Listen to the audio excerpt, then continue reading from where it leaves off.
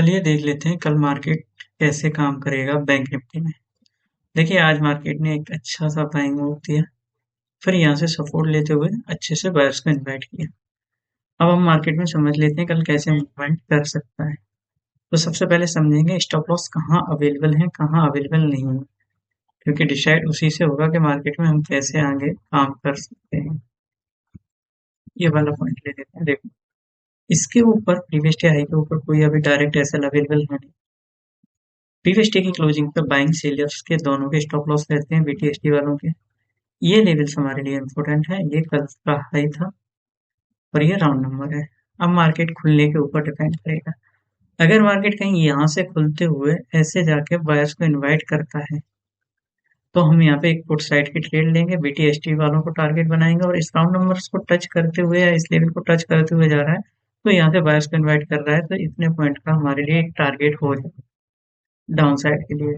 वहीं मार्केट अगर यहाँ से कहीं खुलते हुए आ रहा है और सीधा यहाँ से ऐसे एम पैटर्न टाइप बना रहा है तो नीचे कोई स्टॉप लॉस डायरेक्ट अवेलेबल है नहीं, तो हम नीचे नहीं जाएंगे। जो बीटीएसटी वाले हैं उनको टारगेट करेंगे, फिर हम बाइंग की तरफ जाएंगे और प्रीवियस डे हाई तक अपना टारगेट रख सकते हैं, क्योंकि यहाँ से जिसने सेल किया होगा उनके स्टॉप लॉस यहाँ कहीं अवेलेबल होंगे। ठीक है, ये तो दो कंडीशन थी। इसके ऊपर डायरेक्ट कोई बायर्स मिलता है तो हम ट्रेड नहीं करेंगे, देखेंगे मार्केट इधर रिएक्ट कैसे कर रहा है, बाकी दो इंडेक्स की हेल्प लेंगे तब इस राउंड नंबर तक जा सकते हैं, डायरेक्ट नहीं जा सकते। अगर बिग गैप अप होता है, मतलब इस लेवल से बाहर प्रीवियस डे हाई से यहाँ पे ऐसे कुछ करता है, तो हम देखेंगे एसएल कैसे क्रिएट कर रहा है। ऐसे तो हम ऊपर जाएंगे, या फिर इसे ब्रेकआउट करके तो हम सीधा नीचे आएंगे। तो वो बिग गैप अप या बिग गैप डाउन की सिचुएशन में हम उसी तरह रिएक्ट करेंगे। एक और कंडीशन आती है कि मार्केट बिग गैप डाउन दे दे, मतलब इस लेवल के आस नीचे ओपनिंग दे दे। अब क्या करेंगे हम? तो यहाँ पे हम देखेंगे किसी लेवल से, या तो इन लेवल से या फिर नीचे ऐसे कहीं पैटर्न बना दे, तो हम फिर फुट की साइड की ट्रेड ढूंढेंगे और जो ये लोएस्ट पॉइंट है इनको टारगेट बनाएंगे। तो ओपनिंग के बाद हम डिसाइड करेंगे कि मार्केट रिएक्ट कैसे करता है और वहां से किस तरफ जाने की कोशिश करता है, उस हिसाब से हम ट्रेड लेंगे। ध्यान रखना, यहाँ पे टारगेट मिल सकता है अगर मार्केट यहाँ से बायर्स को इनवाइट कर रही है तो हम यहाँ पे बड़े आराम से पुट की पोजीशन बना सकते हैं। या फिर मार्केट खुलते ही ऐसे बायर्स को इनवाइट ऐसे करे तो ये लेवल वैलिड होगा।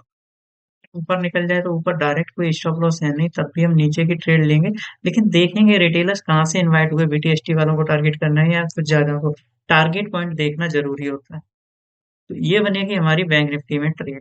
अब हम निफ्टी और सेंसेक्स को भी देख लेते हैं। देखिए निफ्टी को, मार्केट यहाँ से बाइंग की तरफ गई, फिर यहाँ पे जो ब्रेकआउट के बाद कुछ वायर्स आए तो मार्केट ने उन्हें निकाला।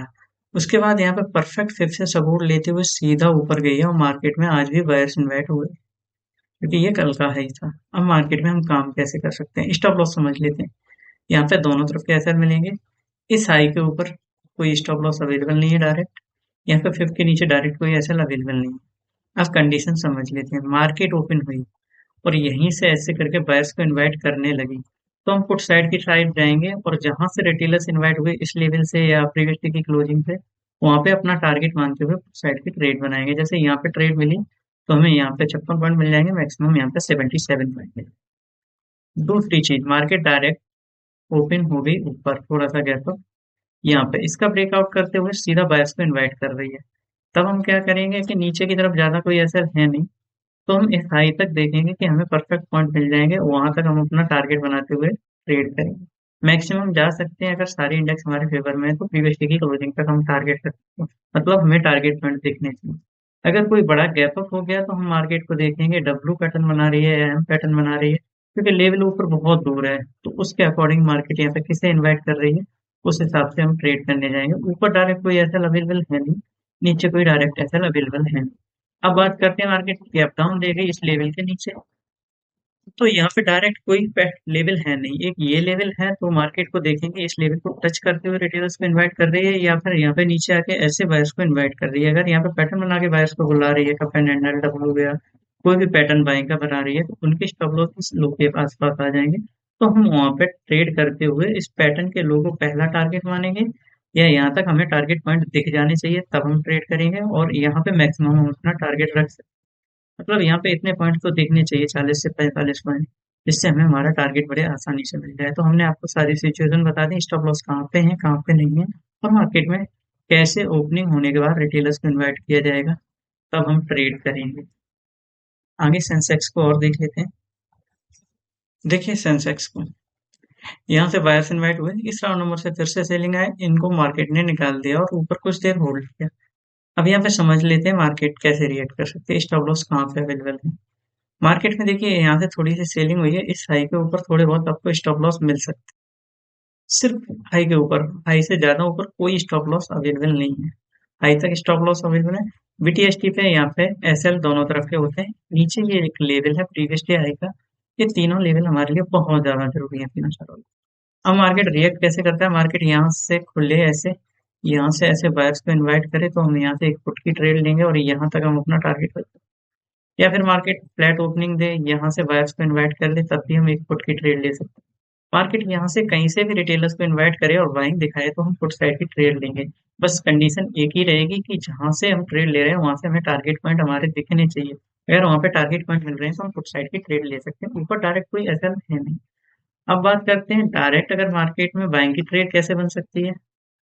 मार्केट सीधा आए और यहाँ से सेलर्स को इन्वाइट करता हुआ चला जाए ऐसे, तो मार्केट में जो बीटीएसटी वाले हैं राउंड नंबर से जो सेलर्स बैठे हैं, हम उनके एसएल को टारगेट करते हुए बाइंग साइड की ट्रेड बना सकते हैं।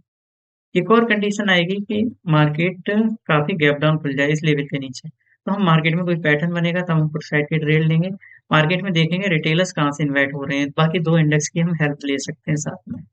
मैं सबसे ज्यादा बैंक निफ्टी को जरूरी समझता हूँ, उसमें कैसे इन्वाइट हो रहे हैं उसके अकॉर्डिंग, क्या इसमें भी हो रहे हैं उसी के अकॉर्डिंग मैं ट्रेड करने की कोशिश करता हूँ, करता हूँ। और क्या कंडीशन हो सकती है, बड़ा गैप अप हो जाए तो डायरेक्ट कोई ऐसा नहीं है यहाँ पे रिटेलर्स बाइंग के लिए बुलाए जा रहे हैं या सेलिंग के लिए बुलाए जा रहे हैं, उसके अकॉर्डिंग हम देखेंगे और हमारे टारगेट पॉइंट क्या बन रहे हैं वो देखते हुए हम रेट डिसाइड करेंगे। यहाँ पे मैंने आपको बता दिया, यहाँ पे स्टॉप लॉस अवेलेबल है, प्रीवियस डे हाई के ऊपर कोई स्टॉप लॉस अवेलेबल नहीं है, इसके नीचे डायरेक्ट कोई स्टॉप लॉस अवेलेबल नहीं है। मार्केट में रिटेलर्स कैसे आएंगे उसके अकॉर्डिंग हम डिसाइड करेंगे ट्रेड किस तरफ की करनी है। मिलते हैं कल लाइव ट्रेड वीडियो रिकॉर्डिंग के साथ।